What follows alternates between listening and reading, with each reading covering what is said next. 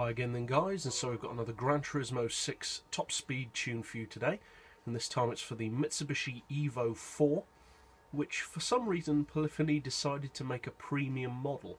Now I'm not saying that's a bad thing, but I don't really understand why they chose to do that with the Evo 4, rather than say the Evo 5 or the Evo 7 or the Evo 8, cars which seem to be for the most part more popular. But for some odd reason they chose to premiumise the Evo 4. But hey, it's better than not doing it, I guess. So you want racing soft tyres as usual. For suspension we've got the ride height on 100 front and rear.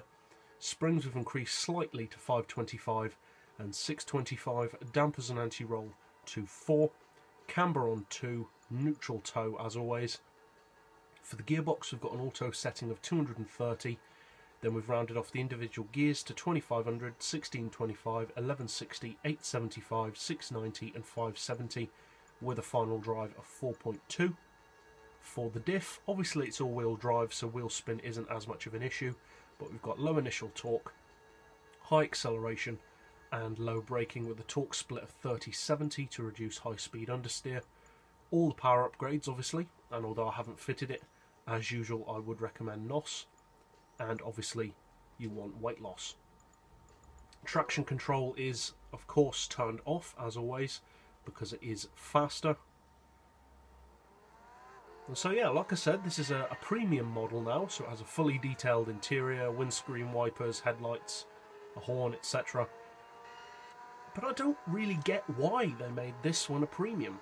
I mean, am I missing something? Is the Evo 4 a hugely respected version or something? Because I don't see anyone using this car, and I don't think that has anything to do with the fact that they don't realise that it's a premium, because I know personally I did not realise that this car was a premium until only a couple of days ago.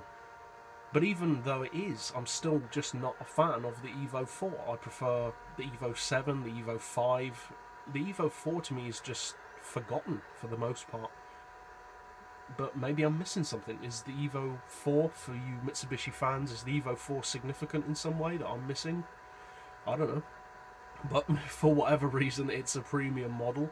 And I guess it's a good thing that it's a premium. It's kind of wasted, because you don't really notice it in the garage. But still, it's a premium, so it's better than not being a premium. As far as performance, most of the GSR versions of the different Evos, such as the 1, 2, 3, 4, 5, 6, 7, 8, 9, and even the 10, have very similar performance. Likewise with the Subarus, but with the Subaru Impreza there is a bit more variation between the performance of each Impreza. They are different, whereas the Evos are very, very similar in terms of especially top speed. They are very similar. Obviously there is some variation. The Evo 10 for instance is slower than the older versions, which is ironic, but most of them from say the Evo 1 through to the Evo 9 have very, very similar top speeds. They're all around 230 or more miles per hour. So as you can see, this one has a cruising speed of just over 230. It is very close to the red line, so this is really just a top speed tune for the car on its own. So if you do need it to draft, obviously extend the final drive, say 0.300 or 0.400 or even more, to allow it to do whatever slipstream speed you need it to. With a longer final drive it should slipstream quite easily over 280, but obviously that will affect your cruising speed on your own, so as long as you bear that in mind. Handling wise, unsurprisingly, you know, it's an Evo, it's going to handle well. Very easy to drive as well, which again for an Evo is unsurprising.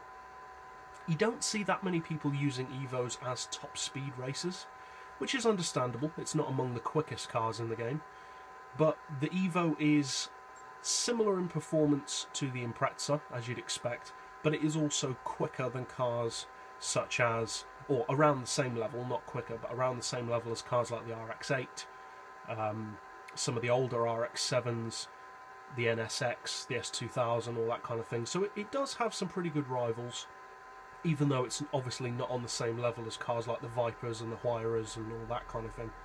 So if you haven't tried this car and you are an Evo fan, I would definitely recommend it, because you get the fully detailed interior, etc. But yeah, I hope you find this tune setup helpful. If you did, feel free to subscribe. I put out new top speed tunes every day. And as always, thanks for watching.